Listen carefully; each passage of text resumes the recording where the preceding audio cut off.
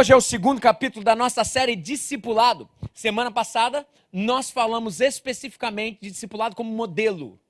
Discipulado é relacionamento, é caminhar junto um com o outro, vida na vida. Vocês lembram que discipulado tem a ver, nós estamos fazendo essa série em 3 etapas, 3 fases que acontecem juntas, concomitantemente.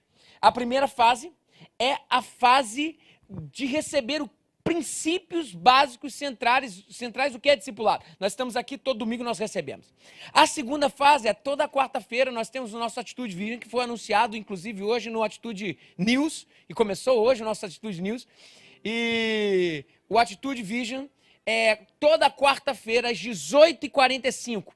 Todos os princípios que nós aprendemos aqui no domingo, nessa série de discipulado, nós vamos colocar isso em desdobramento, como acontece isso de forma prática. De forma prática no nosso meio. De forma prática, como é o que nós aprendemos no domingo, vai funcionar em termos do que é discipulado, porque a gente acredita na visão da nossa igreja. Toda quarta-feira, às 18h45 até às 19h30, o link está na bio do Instagram, e também vai ser mandado nos grupos de célula, e você está mais do que convidado. E a terceira etapa das séries que nós estamos concluindo, é a etapa de assistir uma série de verdade, cinema, que é a série The Chosen, que vai falar sobre o processo de como Cristo escolheu os 12 e preparou os 12 para revolucionarem a história, porque realmente nós somos filhos de uma revolução que aconteceu com um povo pobretão da Palestina, com gente que ninguém dava ouvido, como que Jesus, o Filho de Deus, fez com que 12 se transformassem essas expoentes que mudaram a história da humanidade, inclusive antes e depois de Cristo. The Chosen. Quantos aqui já baixaram a série e começaram a ver? Levanta a mão aí. Rapaz, pouca gente. Se você não baixou, não começou a ver, você não sabe o que está perdendo. É muito, mas muito, muito legal. Faça isso na nossa rede social, você já viu a dica de como fazer, está na sua Play Store, lá tem o passo a passo do que fazer, é só acessar lá o Instagram da nossa igreja, você vai ver isso direitinho. Bom, a palavra de hoje que eu tenho para ministrar é a palavra chamada discípulo de Cristo.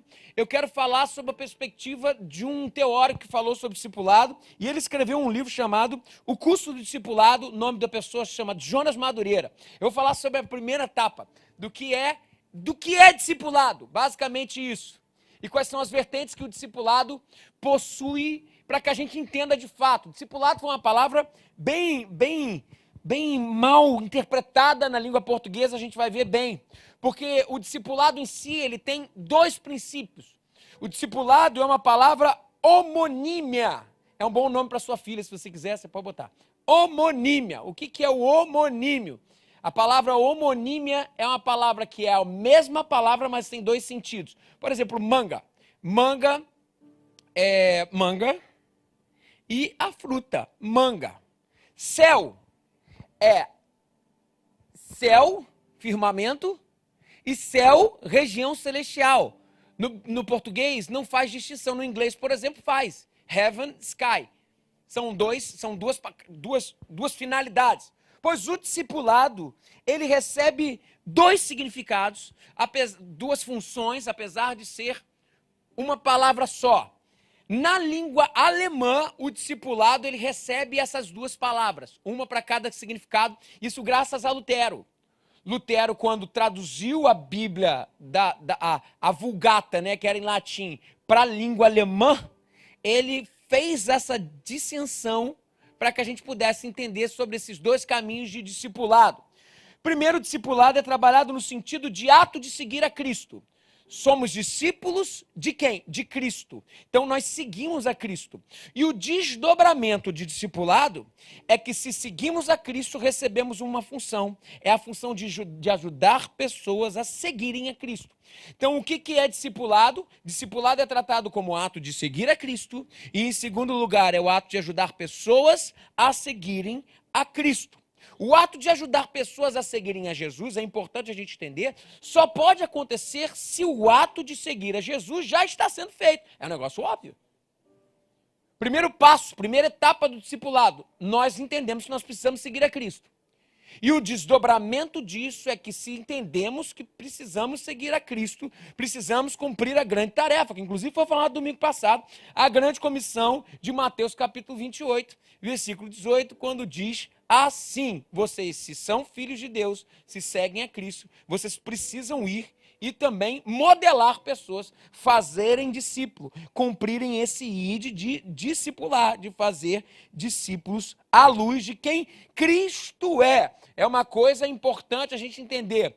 A palavra discipulado, ela não tem origem no cristianismo. A palavra discipulado, ela tem origem bem anterior, provavelmente na época da filosofia clássica, 4 séculos antes de Cristo. O que era o discipulado na sua essência? Era o ato de mestre fazerem alunos parecidos com o mestre. Basicamente isso. O discipulado cristão, ele recebe outros contornos e novos contornos, porque o mestre em si, com quem a gente tem que parecer, não está mais aqui. Então nós, não sei se a gente podia se chamar de discipuladores, partindo desse princípio, porque em último lugar, as pessoas precisam parecer com Cristo e não com a gente. Então em Cristo isso toma outros contornos. O que a gente precisa entender, então, é que todos os cristãos são discípulos de Jesus. Por isso devem seguir a Jesus, mas não devem apenas seguir a Jesus. Ele possui também uma ordem. Vocês vão e façam discípulos. Mas discípulos à luz de quem? À luz de quem Cristo é, não à luz de quem nós somos. Ou seja, o discipulado ganha contornos como se em nós tivéssemos uma referência, mas não para termos o final das pessoas parecerem conosco, mas parecerem com Cristo. E aqui já está uma resposta importantíssima a muitas perguntas que geralmente se faz sobre o tema: quando que eu estou pronto para discipular? E a resposta é óbvia. Você está pronto para discipular quando você achar que ter 2 cópias de você andando por aí vale a pena. E aí a afirmação pedante, que parece ser pedante do apóstolo Paulo, lá que ele faz em 1 Coríntios capítulo 11, no versículo 1, quando ele fala: sede meus imitadores, assim como eu sou de Cristo. Pô, imagina um cara chegar e falar assim: pô, me imita aí que tu vai se dar bem se me imitar. Parece um pouco orgulhoso e pedante do apóstolo Paulo. Mas não, é só uma releitura de João capítulo 20, de Mateus capítulo 28, versículo 18, dizendo assim, ó: o nosso discipulado, Cristo está falando, o meu discipulado é o seguinte: como eu não vou estar aqui para ser referência, vocês vão ser quem eu fui, porque eu mostrei para vocês como eu fui. E a partir daí, quando o pessoal olhar para vocês, eles não vão parecer com vocês, não. Vocês só vão dar uma dica de quem eu sou. Eles vão se parecer comigo. Gente, a última vez que Jesus entrou em Jerusalém, o único assunto de Jesus foi o seguinte para os seus discípulos: eu estou indo embora, mas por favor, não precisa fazer nada de longe, só me imita. Você pode só me imitar? Gente, só precisa me imitar. E por diversas vezes nós lidamos, e aí é a segunda parte, inclusive, do livro de discipulado do Jonas Madureira, do curso de discipulado, ele fala assim: nós como discípulos, nós não buscamos por autenticidade, nós buscamos por imitação. E esse mundo fala: nós temos que ser autêntico coisa nenhuma, nós precisamos ser a cara do papai. E a perspectiva e a proposta do texto é olharmos o discipulado sobre essa prerrogativa mimética, que essa é a palavra que ele usa, imitando. E o que eu quero fazer hoje é falar sobre, basicamente, o primeiro estágio do discipulado. O primeiro estágio do discipulado é o ato de seguirmos a Cristo. Semana que vem eu vou falar sobre o ato de modelarmos pessoas a sermos como Cristo. Hoje quero falar especificamente sobre o ato de seguirmos a Cristo. Se somos discípulos de Jesus, nós temos que ser a cara de papai. Ato de seguirmos a Cristo. Todo discipulado, não se enganem, tem um custo. E o ato de seguir a Cristo tem os seus ônus e tem os seus bônus. E hoje nós vamos falar da realidade nua e crua. O que um discípulo precisa ter, qual é o perfil de um discípulo de Cristo e o que ele precisa ter para ser chamado discípulo de Cristo. E Jesus não pegou leve quando ele falou sobre isso, não. Ele dedicou a vida inteira para isso, mas ele definiu isso em conceitos, em uma parte específica de um dos evangelhos, E esse é o Evangelho de Lucas, no capítulo 14. E eu quero ler o texto começando pelo versículo 25. Atenção, Jesus Cristo tomou uma atitude extremamente extravagante e ele foi às últimas consequências para dizer assim, ó, é tipo o BOPE, tropa de elite, pede para sair. Literalmente isso. Ele foi extremamente ousado e sincero com aqueles que estavam participando do seu discipulado. Versículo 25 fala assim: uma grande multidão ia acompanhando Jesus. Este, voltando-se para ela, disse: se alguém vem a mim e ama o seu pai e a sua mãe, e sua mulher, e seus filhos, seus irmãos, suas irmãs, e até a sua própria vida mais do que a mim, não pode ser meu discípulo. Pega o primeiro não aí. Segundo não. E aquele que não carrega a sua cruz e não me segue, não pode ser meu discípulo. Versículo 33. Da mesma forma, qualquer de vocês que não renunciar a tudo que possui, não pode ser meu discípulo. O sal é bom, mas se ele perder o sabor, como restaurá-lo? Não serve nem para o solo, nem para o adubo, só serve para ser jogado fora. Aquele que tem ouvidos, ouça o que eu tenho a falar. Preste atenção, Jesus com esse texto coloca basicamente 3 demandas do que é ser um discípulo. Primeiro ele começa com o primeiro não, depois o segundo não, e depois tem uma lacuna que eu não li. Ele conta uma parábola, que ele vai falar 2 parábolas, que ele vai falar sobre o custo do discipulado. A primeira parábola é de uma pessoa que começa a construir uma torre, mas não faz o custo de quanto gastaria. A obra para no meio. Como se um discipulado não tivesse um custo, não tivesse organização e planejamento para que a gente pudesse se parecer com Cristo. A segunda parábola era de um rei, que aí sim, ele teve o seu planejamento para construir aquilo que simbolicamente significaria se parecer com Cristo, e por isso ele consegue êxito no que faz. O que Jesus está mostrando para a gente é que nós estamos diante de um projeto chamado discipulado, que nós temos que pesar o que é custo e o que não é custo. Nós temos que perguntar o que não é, o que estamos fazendo e o que não estamos fazendo. Nós estamos diante de algo que é sério, que não dá para empurrar com a barriga.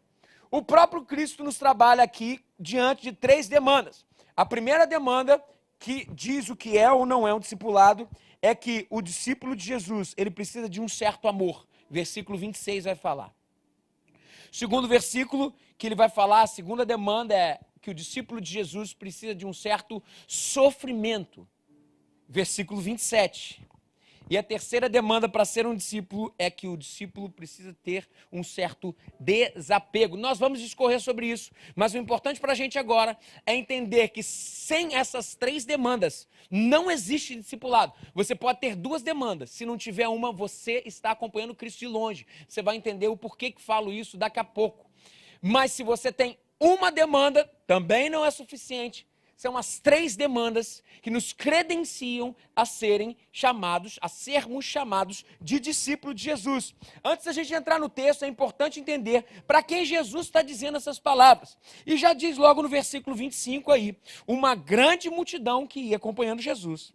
E este, voltando para ela, disse. E aí ele começa a explicar. Ou seja, ele falava para uma multidão. E quem era essa grande multidão? São aqueles que seguiam Jesus de longe. São aqueles que, inclusive, não tinham visto e se comprometido com os custos do discipulado. Seguiam de longe como uma massa cinzenta, que não se comprometiam, eram curiosos, queriam até ter algum proveito daquele evangelho, daquela situação. Não tem comprometimento direto com o discurso de Cristo. Eles não estão comprometidos com as 3 demandas. Por exemplo, não amam como devem amar, não sabem o que é sofrer pelo evangelho e não vivem o desapego necessário para segui-lo. E por ser, e pode ser, que a gente tenha um monte desses aqui representado hoje. Seguem a Cristo da sua maneira. Sabe, somos curiosos.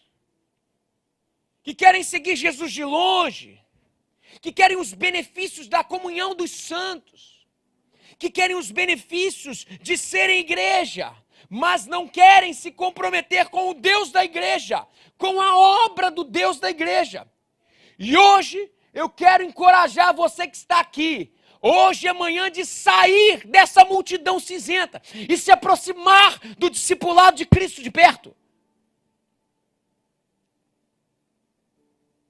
E para isso, você precisa entender se realmente você está alinhado com essas 3 condições colocadas por Cristo. A primeira condição que diz aqui é que você é um discípulo de Jesus é o amor, mas não se enganem, não é qualquer amor. É um certo tipo de amor, e um amor até difícil de compreender. Versículo 26 fala sobre isso, ele diz assim, ó, Jesus falando, se alguém vem a mim e ama o seu pai, a sua mãe, não é qualquer tipo de amor, vocês percebem? Ama o seu pai, a sua mãe, a sua mulher, seus filhos, seus irmãos e irmãs, e até a sua própria vida mais do que a mim, não pode ser o meu discípulo. Já começa a apertar quando ele fala ama seu pai. Depois aperta mais quando diz assim, ama sua mãe. Pô, pai e mãe é um negócio que não dá para mexer não. E esposa, pô, não dá para mexer não. Se fosse sogra até rolava, mas, pô, esposa...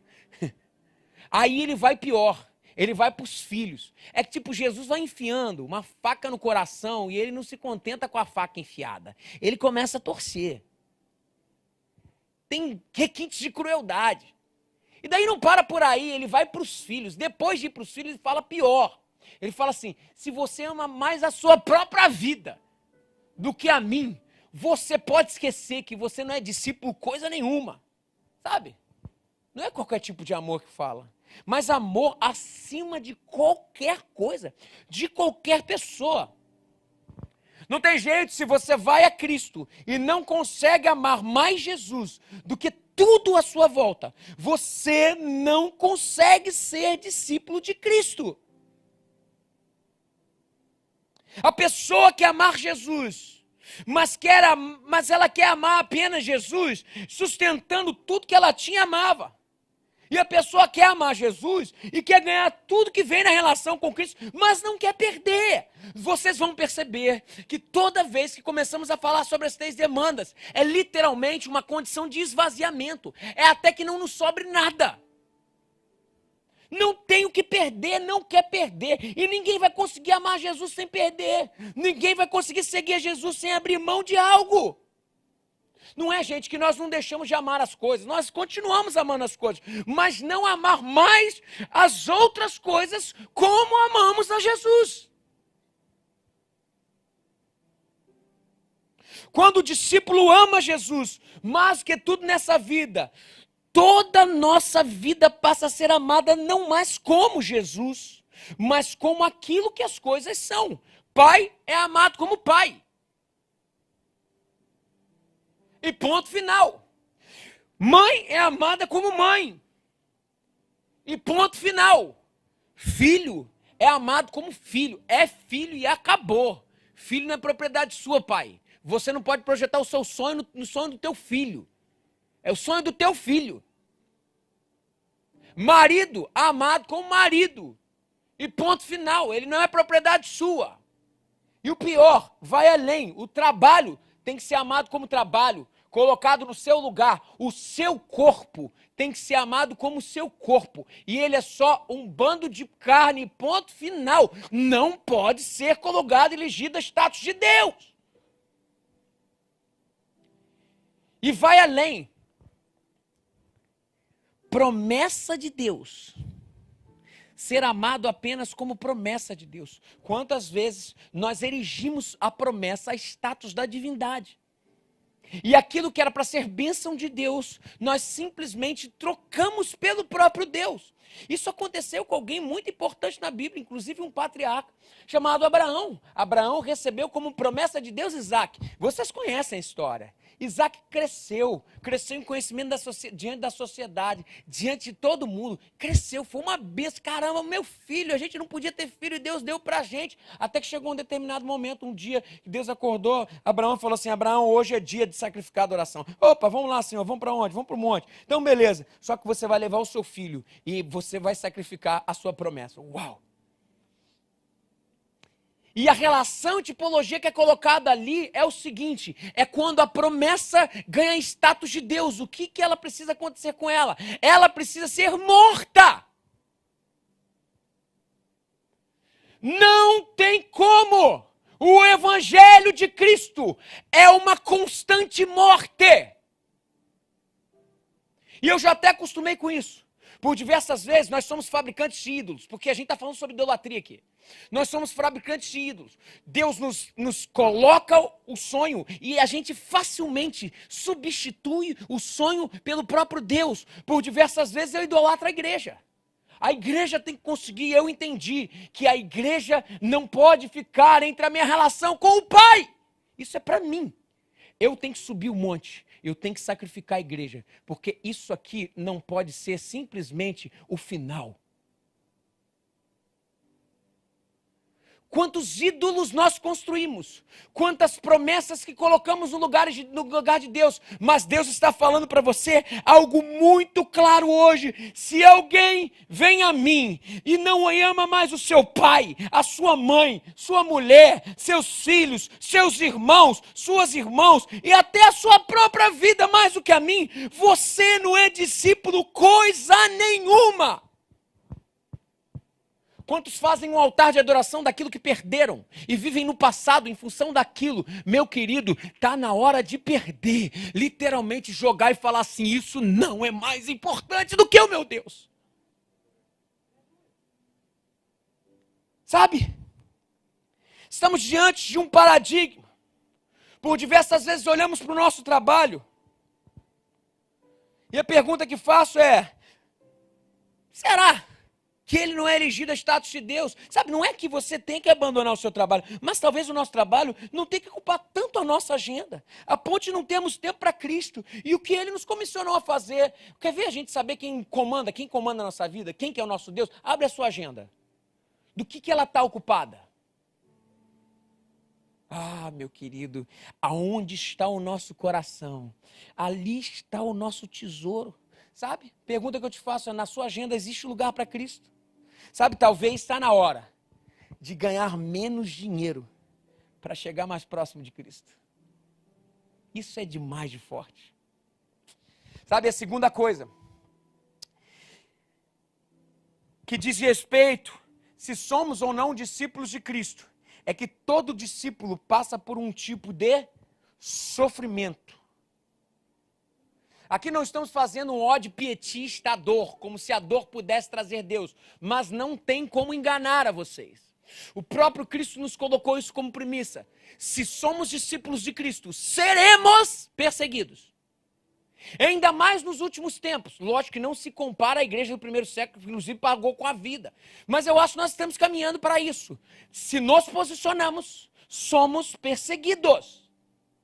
Sofreremos perseguição. Sabe, nós estamos falando de um sofrimento que ele fala aqui, que não é qualquer tipo de dor, mas é o sofrimento que decorre única e exclusivamente do ato de servirmos a Cristo. O versículo 27 fala, e aquele que não carrega a sua cruz e não me segue, não pode ser meu discípulo. Ponto final.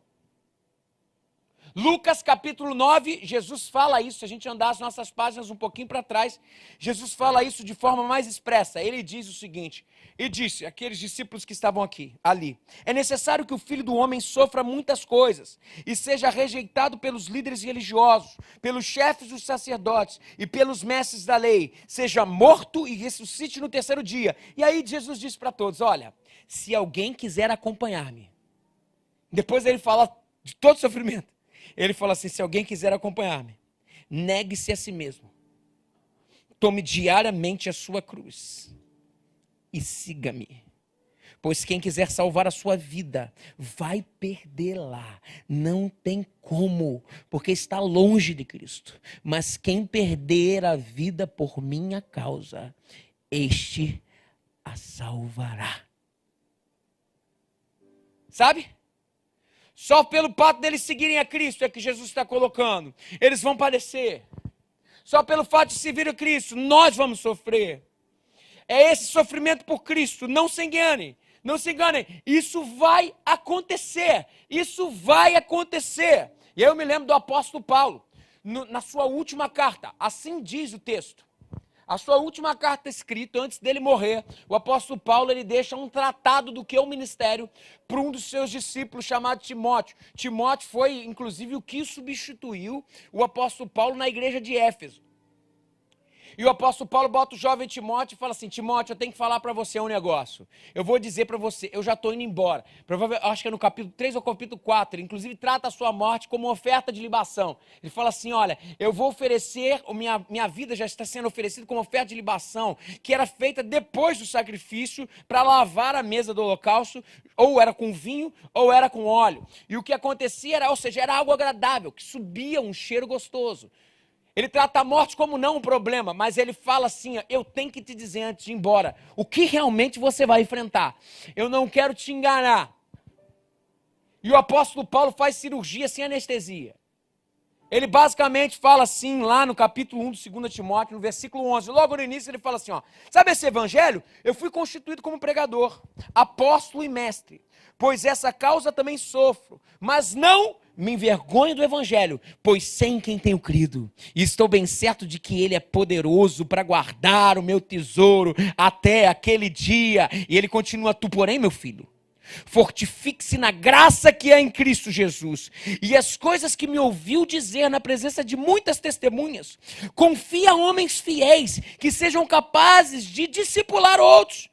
E aí ele termina dizendo: participa dos meus sofrimentos como bom soldado de Cristo. O convite do discipulador Paulo ao seu discípulo Timóteo é só um. Sabe qual é? Vem sofrer comigo. Parece que o discipulador está falando: meu discípulo, a nossa vida não vai ser só de sofrimento. Não tem a ver com isso. O que o apóstolo Paulo está falando: você está prestes a viver a história, a jornada mais incrível da sua vida. Porque no centro da vontade de Deus há abundância e alegria. Mas eu não posso te enganar. O evangelho é feito de um certo sofrimento também. E o discipulador Paulo não maquia ao seu discípulo Timóteo, que é ser discípulo de Cristo. E ele continua, no capítulo 3, no versículo 12, ele fala: de fato, todas as pessoas que almejam viver piedosamente em Cristo Jesus serão perseguidas. Timóteo, vão te perseguir. Eu passei por perigo de vida por diversas vezes. Eu passei por nudez.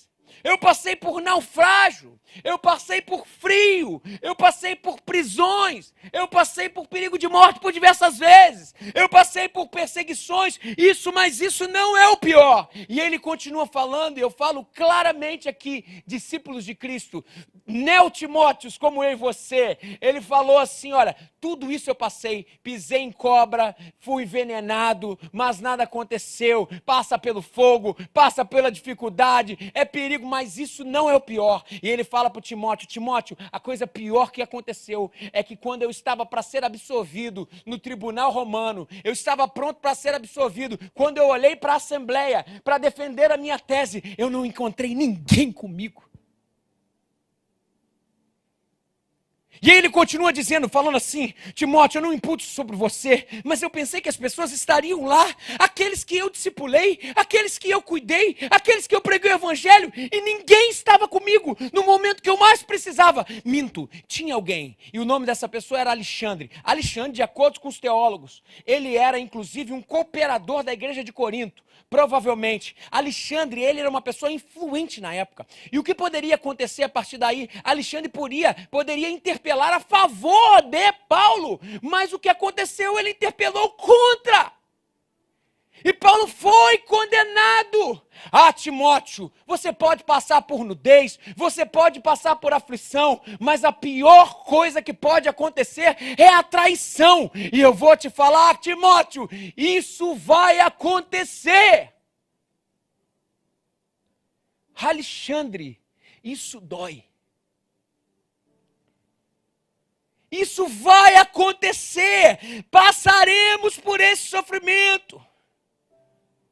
Ei, discípulo Timóteo. Ei, discípulo de Cristo. Vão te trair.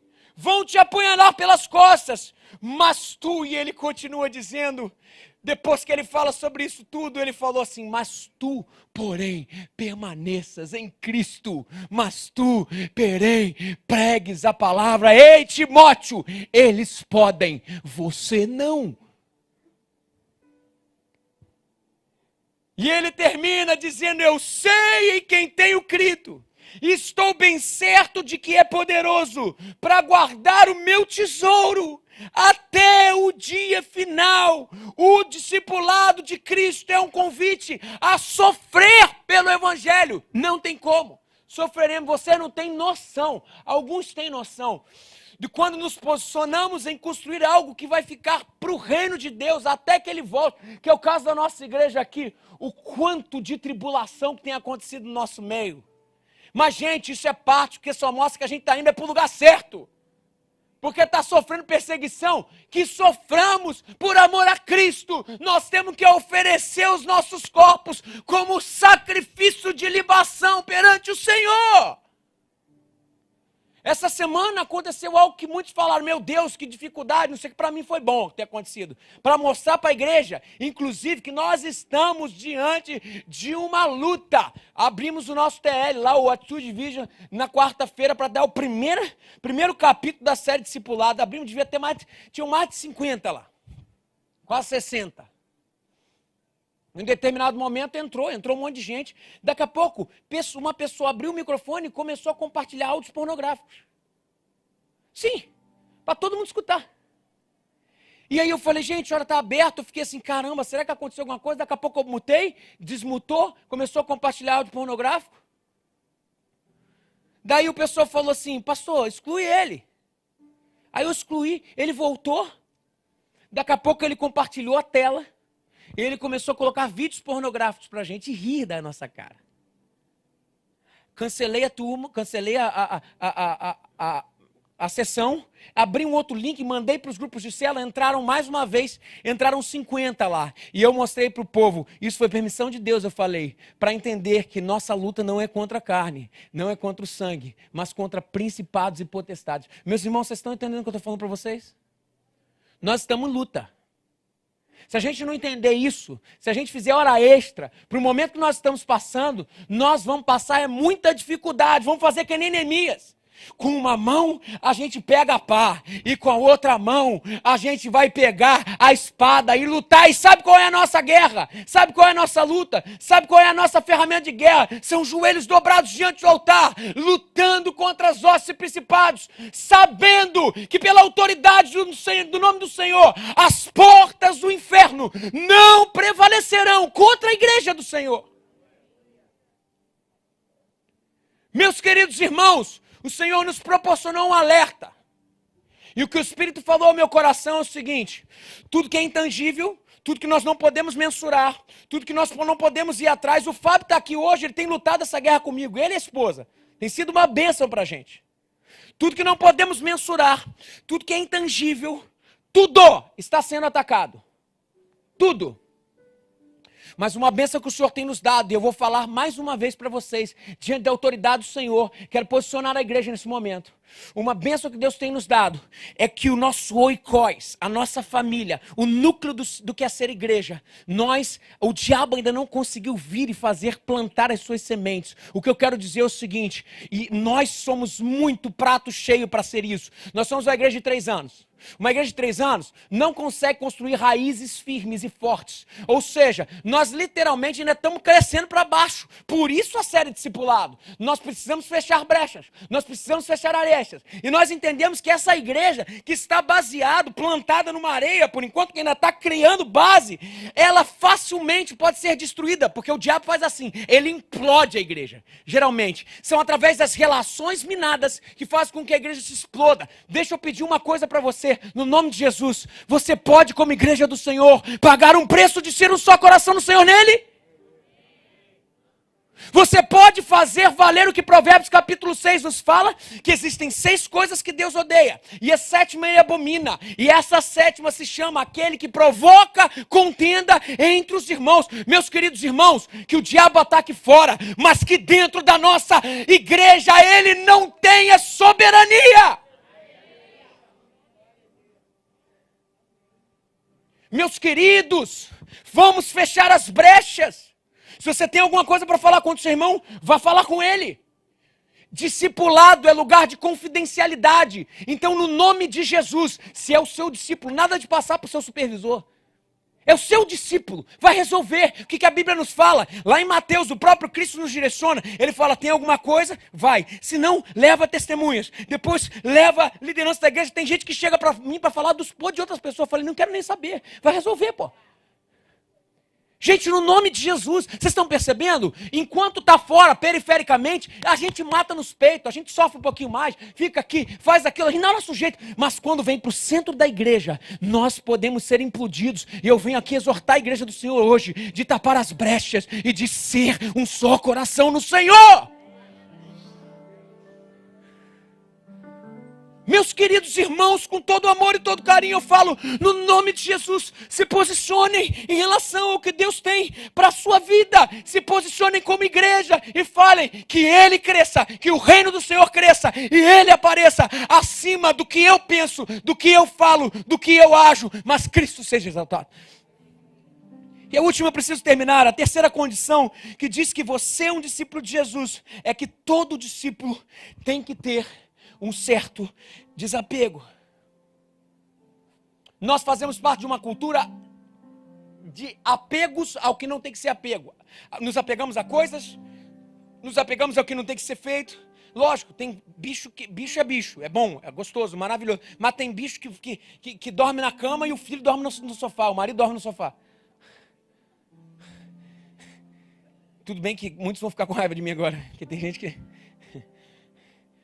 Mas a verdade é que isso aí, inclusive, foi uma crítica do próprio Deus a Jonas. Você lembra? Jonas que não queria pregar a Nínive. Mas no final, depois que tudo aconteceu, se colocou debaixo de uma baboreira. E debaixo dessa baboreira, um animal veio e picou a baboreira secou. E daí Jonas ficou triste, amargurado com aquele negócio. E Deus falou, como que você pode ficar triste e amargurado? Por uma planta e por pessoas que foi o povo de Nínive, você se fechou. Nos apegamos ao que não tem que ser apegado. E nós estamos diante desse certo desapego. E desapegar a quê? A isso que nós temos nos apegado, que não é para pegar. O que é central aqui é a pergunta, onde mora o nosso amor? Essa é a pergunta, onde mora o nosso amor? Eu acho que o maior exemplo disso é João Batista. João Batista entendia perfeitamente que para ser discípulo daquele que ele era discipulador, que foi isso. Vocês lembram o que aconteceu? João era discípulo de Jesus, apesar de ser discipulador dele. É a única ordem do discipulado que foi esquisita, mas foi. Por quê? Porque de acordo com a tradição judaica, o discípulo de Jesus, o discípulo de qualquer um, era aquele que era batizado por aquela pessoa. Então quando João batizou Cristo, Cristo estava dizendo, eu estou em concordância com o que João fala. Mas aconteceu um negócio, o ministério de João voando, o ministério de Cristo começando. E foi literalmente inversamente proporcional se colocando. Até que chegou um momento que os próprios discípulos de João começaram a falar assim, pô, cara, tem um negócio aí. Pô, vou fazer esse tiratema com João. Tipo, chegar aí pro X9, né? Pô, cara, aquele cara é teu discípulo aqui, pô. Jesus, o que está acontecendo? Tu tá vendo o que está acontecendo, não? Olha o texto, o que o texto fala lá em capítulo 3, versículo 22 de João. Depois disso, Jesus foi com seus discípulos para a terra da Judéia, onde passou algum tempo com eles e batizava. João também estava batizando em Enom, perto de Salim, porque ali haviam muitas águas. Um batizando num canto, outro batizando no outro. E o povo vinha para ser batizado. Surgiu uma discussão entre alguns discípulos de João e um certo judeu a respeito da purificação cerimonial. Eles se dirigiram a João e lhe disseram: mestre, olha aqui. Sempre tem uns fofoqueirinhos, né? Assim, a sementinha da maldade, né? Aqui, mestre, aquele homem, aquele moleque aqui que você batizou, que estava contigo, do outro lado do Jordão, do qual testemunhaste, agora está batizando. E o pior, você não sabe da maior. Sabe a nossa galera aqui? Todos estão se dirigindo para ele. Imagina o que um cara inseguro, uma pessoa não consciente de si, uma pessoa não consciente do custo discipulado responderia. Com João foi diferente. Olha o que João respondeu. Isso a João respondeu: uma pessoa só pode receber o que lhe é dado dos céus. Vocês mesmos são testemunhas de que eu disse: eu não sou o Cristo, mas sou aquele que foi enviado adiante dele. A noiva pertence ao noivo, o amigo que sou eu, que presta serviço ao noivo e que o atende e o ouve, enche-se de alegria quando ouve a voz do noivo, e essa é a minha alegria, que agora se completa. É necessário que ele cresça e eu diminua. Isso é demais. Isso é muito forte. Não importa. Eu sei muito bem o meu papel. Eu sei muito bem que existe coisa para perder na história, mas que eu perca tudo, menos o meu Cristo. E como é difícil renunciar tudo que possuímos. E não devia ser assim, mas é. Sabe por que é difícil? Sabe por quê? Porque consideramos nosso o que não é nosso. Enquanto tivermos esse sentimento de pertença, do que aquilo que Deus, inclusive, nos considerou como dispenseiros, ou seja, nós somos mordomos do que Ele tem. O meu dinheiro não é meu. Isso aí é um erro do púlpito. O seu sonho, que Deus, quais são os seus sonhos diante de Deus? Não são seus, os sonhos são do Senhor. Porque Ele opera em nós tanto querer quanto efetuar. Vocês entendem isso? O meu dinheiro, o meu trabalho, meu querido, dele, inclusive, vem a nossa vontade. Senhor, tu me sondas e me conheces. Sabes quando assento e levanto, esquadrias o meu sentar e o meu levantar. De longe sabe os meus pensamentos, ainda que a palavra não me chegasse à boca. Tu já conheces, Senhor. Tu me cercas por detrás e por diante, e sobre mim põe a minha mão. Não há um fio que caia do nosso cabeça que ele não saiba. Ele é dono de tudo. Nada é seu. Nada é nosso. Por isso, se perdemos, nós ficamos de biquinho. Por isso, se tivermos que abrir mão, nós ficamos de biquinho. Sabe por quê? Porque consideramos nosso o que por diversas vezes roubamos. Porque é de Deus. Não é nosso. Imagina se você perdesse tudo. E essa é a pergunta. Imagina se você perdesse tudo que você tem. Como aconteceu com Jó. Família, bens, status, poder. Você ainda assim estaria feliz, porque te sobrou Cristo? Essa é a pergunta. Você ainda estaria feliz? E se você responder da forma certa, como sim, essa é a prova dos 9. Da diferença se estamos seguindo Jesus como discípulos, ou se estamos no meio daquela multidão cinzentas. Sabe?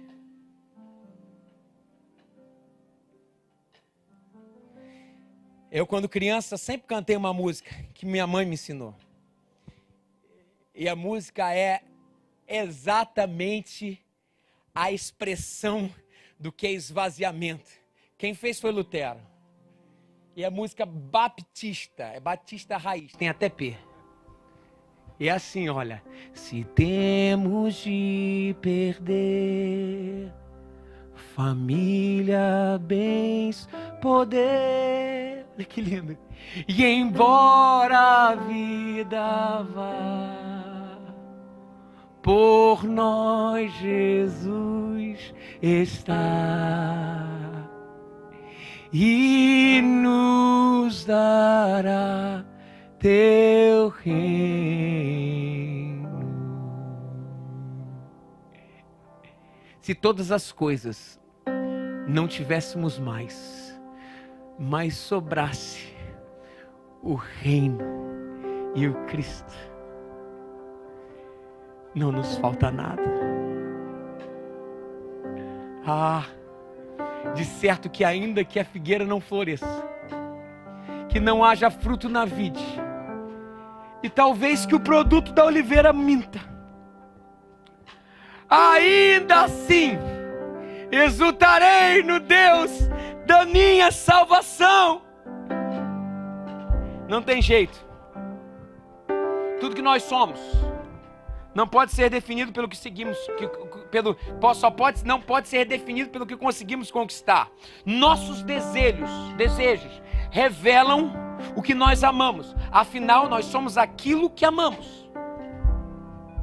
Saberemos o que realmente somos quando nada mais nesse mundo seja capaz de dizer quem somos. Eu sou advogado, errado. Eu sou médico, errado. Eu sou empresário, errado. Eu sou dona de casa, errado. Eu sou discípulo de Cristo e nada mais me falta. Meu Deus do céu, como é difícil nos esvaziar. Como é difícil. E como Jesus termina o seu argumento, ele fala sobre a essência do discipulado. E a gente volta na semana passada, ele fala assim, versículo 34, o sal é bom, mas se ele perder o sabor, como restaurá-lo? Não serve nem para o solo, nem para o adubo, é jogado fora. E eu falo para vocês, se vocês querem entender, aqueles que têm ouvido, ouçam e entendam se estão a multidão ou são discípulos porque andam de perto. Sabe? Aquele que segue Jesus de longe e não calcula os custos do discipulado, que segue no anonimato, no meio da multidão, sem compromisso público com Jesus, é como um sal que perde aquilo que o sal veio fazer, se torna inútil, perdido, sem a sua identidade. Não é um autêntico discípulo de Jesus. Até parece, tipo Denorex, parece, mas não é. E se o sal perder a sua essência, ele se torna inútil, até segue, sabe? Segue. Parecem discípulos, mas não tem a essência de Jesus. E qual é a essência do discipulado? Amar a Cristo sobre todas as coisas, sofrimento como consequência da causa de Cristo e um desapego a tudo e a todos até que apenas Cristo nos baste. Falam como discípulos, mas não salvam e nem conservam, porque seguem a Jesus do seu jeito e, como consequência, o discipulado da multidão reproduz multidão. Reproduz pseudo-discípulos de um cristianismo anônimo. O verdadeiro discípulo de Jesus é aquele que segue a Jesus e não ao seu próprio ego. Aquele que não é capaz de amar a Cristo, desprender-se e anunciar tudo por Cristo, renunciar tudo por Cristo. Aquele que não consegue fazer isso, categoricamente Cristo afirma: não é meu discípulo. Perde a essência do que é pior, perde a essência do que é melhor em Cristo. E assim diz o texto bíblico: deverá ser jogado fora. Por isso, mais do que nunca, precisamos voltar ao verdadeiro cristianismo. Já estou crucificado com Cristo, e vivo não mais eu, mas Cristo vive em mim. E a vida que agora vivo na carne, vivo na fé do Filho de Deus, ao qual me amou e se entregou a si por mim, para me dar vida. Ontem eu contei uma experiência no Biuan, que eu preguei ontem no Biuan. E a experiência era a seguinte: nós estávamos contando sobre um alpinista, e esse alpinista foi escalar uma dessas montanhas, e o que aconteceu foi que ele calculou errado a hora, já estava ficando de noite, ele precisava descer, e ele começou a descer de forma atabalhoada, senão ele não veria o que estava acontecendo, e o pior, se passasse a noite ali, ele morreria congelado. E daqui a pouco ficou só um breu, e quando ficou um breu, Ele não tinha mais o que fazer, ele foi tentando tatear para descer, porque aquilo estava com a vida dele em jogo. E ele caiu. Quando ele caiu, a corda de segurança o manteve vivo. E aí ele começou a falar assim: tem alguém aí? Me ajuda! Alô! Me ajuda! E ninguém respondia. Me ajuda! Por favor! Daqui a pouco ele escuta uma voz no seu ouvido falando assim: corta a corda. Daí ele falou assim: tá amarrado no nome de Jesus. Me ajuda! Me ajuda! A noite passou.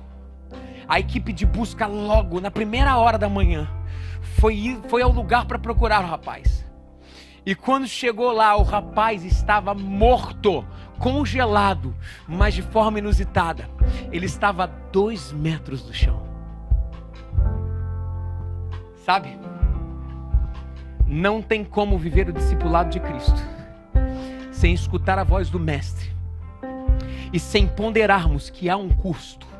Mas mesmo assim, a voz do Mestre ainda continua nos falando: corta a corda, corta a corda.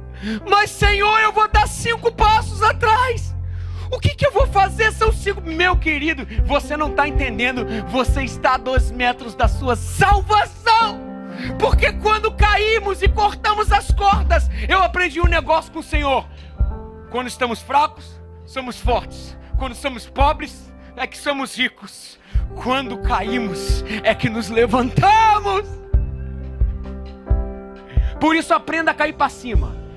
Isso aí mesmo que você escutou, desafia a lei da física. Quantas cordas nós temos hoje aqui que nos prendem a sair da multidão e irmos para próximo de Cristo? Quantas cordas?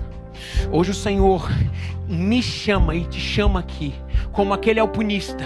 Pensamos que seguramos a corda porque ali está o nosso fio de vida, a única coisa que nos pertence, a única coisa que podemos inclusive ter controle, gerenciar, gerir. E o nosso Deus hoje fala para mim e para você: na escuridão, olho para cima, olho para o lado, olho para baixo, não consigo tatear o que me vai acontecer. Eu falo: essa corda é o que me mantém vivo, essa corda é o que te mantém morto. Você não está entendendo? Eu falo no nome de Jesus para você hoje, discípulo de Cristo que está de longe, aproxima. O Senhor te pede um certo amor, e é tudo. E o Senhor te pede um tipo de sofrimento como desdobramento das suas escolhas. E por último, Ele te pede uma certa renúncia. Corte, corte, corte, corte, corte a corda. Quantas cordas precisam ser cortadas? Quantas multidões precisam ter nome para Cristo hoje? Se aproxime. Eu quero viver algo novo. Faz meu coração arder de novo, fazendo todo medo desaparecer, trazendo sobre mim um novo amanhecer. Eu quero viver algo novo, pois se alguém está em Cristo, nova criatura é. As coisas velhas, as cordas que nos prendem, se passaram, e eis que tudo se fez novo. Se caminhamos em Cristo, caminhamos na maior insegurança que nós temos, mas na certeza de que estamos caindo para o alto. Assim diz o Senhor. Por que você não confia em mim, meu querido? Eu tenho coisas lindas, porque maiores são os planos do Senhor do que os melhores planos que eu poderia ter para você, diz o Senhor. Por isso confie uma só vez na sua vida, uma só vez na sua vida, que aquilo que hoje te segura, que parece que te dá segurança, é exatamente o início, a gênese da sua morte. Por isso confie naquele que está pronto e prestes a te carregar nos seus braços. Talvez esse seja o seu caso hoje. Já tem pessoas se levantando. Se você tem alguma corda para cortar, para dizer: eu quero viver esse curso do discipulado, ir às últimas consequências com o Senhor. Fica de pé no seu lugar agora e nós vamos cantar ao Senhor dizendo: eu quero viver algo novo. Sim, eu preciso viver algo novo. Faz o meu coração arder, Senhor, por ti, por ti, por ti. Eu quero viver algo novo. Faz meu coração e faz meu coração arder de novo, fazendo todo medo desaparecer, trazendo sobre mim um novo amanhecer. Eu quero viver algo novo. Eu quero viver algo novo. Eu quero viver algo novo. Faz meu coração arder de novo, fazendo todo medo desaparecer, trazendo sobre mim um novo amanhecer. Eu quero viver algo novo. E eu me despedi, me despedi dos meus. Corta a corda, corta a corda. Queimei minhas carroças e afundei meus barcos. Quantos conseguem entender que com o Senhor nós caímos pra cima? Corta a sua corda hoje, seja discípulo de perto. E eu me despedi dos meus pais. Eu queimei minhas carroças e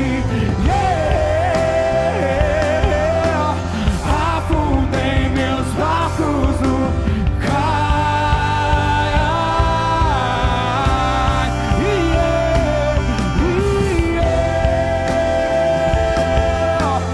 me despedi dos meus pais. Queimei minhas carroças e afundei meus barcos no cais.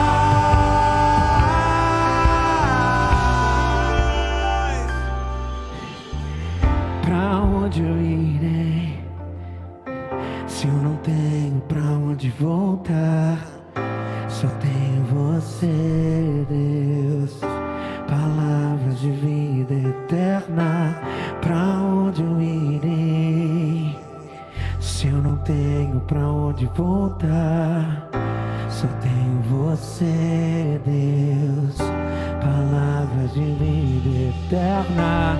Pra onde eu irei se eu não tenho pra onde voltar? Só tenho você, Deus, palavras de vida eterna. Pra onde eu irei se eu não tenho pra onde, pra onde, pra onde? Pra onde eu irei? Pra onde eu irei se eu não tenho pra onde voltar? Só tenho você, Deus, palavras de vida eterna. Talvez você está aqui hoje e precise de uma vida nova com Cristo. Tenha acompanhado Cristo de longe. O que o meu pai sempre falou: eu sou amigo do Evangelho. Gosta da igreja, gosta da comunhão, até gosta do culto. Mas hoje o Senhor te chamou para vir para mais perto. Se você quer uma vida nova com Cristo hoje, eu peço, feche seus olhos, ore comigo assim no seu coração. Senhor Jesus, no nome de Jesus, eu tenho vivido uma vida que não te agrada. Eu quero me arrepender. Muda a minha vida, muda a minha história, Deus. Entra, habita no meu coração, me conduza ao centro da sua vontade. Hoje sou fraco, não consigo, mas eu entrego tudo. Essa é a minha oração, no nome de Jesus. Amém. Você continua de olho fechado. Você que fez essa oração comigo, levante a sua mão onde você estiver, dizendo: eu quero. Deus te abençoe, Deus te abençoe, eu estou vendo você. Deus te abençoe, eu estou vendo você. Mais alguém aqui? Deus te abençoe, querida, eu estou vendo você. Estou vendo você lá atrás, Deus te abençoe. Estou vendo você lá atrás, Deus te abençoe. Mais alguém aqui entregando a sua vida ao Senhor, a soberania da sua vida ao Senhor? Levante a sua mão onde você estiver. Deus te abençoe, eu vejo você. Mais alguém aqui? Deus te abençoe, eu estou vendo você lá atrás, minha querida. Eu estou vendo você. Mais alguém aqui entregando a sua vida ao Senhor hoje? Levante sua mão onde você estiver. Talvez o seu caso aqui seja que você saiu dos caminhos do Senhor. Você já esteve, mas você saiu. E hoje o Senhor te chama para voltar a ser discípulo dEle. Se você está voltando para casa, levante a sua mão onde você está. Eu estou voltando, Deus te abençoe, minha querida. Eu estou vendo você, Deus te abençoe, glória a Deus. Mais alguém aqui voltando para o Evangelho hoje, dizendo: eu quero começar de novo. Mais alguém? Levante sua mão. Aleluia. Agora eu vou pedir um favor. Todos vocês que levantaram suas mãos, levantem lá no alto mais uma vez, que eu quero orar. Lá no alto mais uma vez. Levante lá no alto. Isso. Tem uma moça ali. Isso. Uma moça aí. Obrigado. Levante lá no alto. Isso. Glória a Deus. Glória a Deus. Glória a Deus. Glória a Deus. Tem mais uma pessoa ali. Tem um moço ali, ó. Levanta lá no alto. Para mim, por favor. Por favor. Por favor. Ali, Elker, de camisa preta. Senhor Jesus, nós somos teus. Senhor Jesus, nós estamos falando hoje diante dos homens que nós queremos cortar as amarras, cortar as cordas. Nós queremos sim desapegar daquilo que não é para ser apegado. Nós queremos ter o amor que faz com que coisas e nem pessoas substituam quem tu és. Nós queremos inclusive arcar com o ônus do que é ser um discípulo teu, e a perseguição faz parte. Mas nós queremos como igreja dizer que nós não abrimos mão, é do Senhor. Queimamos as nossas barcas, despedimos os nossos pais e dizemos: Senhor, eis-nos aqui, envia-nos, Senhor. Eu te peço por cada vida aqui representada, que levantou a sua mão hoje, começando um compromisso novo contigo. Ajuda-nos como igreja a consolidar esse povo, e que esse povo a partir de hoje possa sentir a leveza e a alegria de servir um Deus vivo, poderoso, que transforma, que faz tudo novo, e que hoje seja o início do novo nascimento, Deus. Nós te amamos, nós te glorificamos e nós declaramos que é só o Senhor que prestamos adoração, e é só em Ti que somos plenamente felizes, só em Ti e apenas em Ti. E que agora a graça do Senhor, a comunhão com o Filho, as consolações do Espírito estejam com a nossa igreja, e que o Senhor te abençoe e te guarde, e que o Senhor faça resplandecer o seu rosto sobre ti e tenha misericórdia de ti, e que o Senhor sobre ti levante o seu rosto e te dê a paz, no nome de Jesus. Amém. Boa semana, querido. Tchau, tchau. Para onde?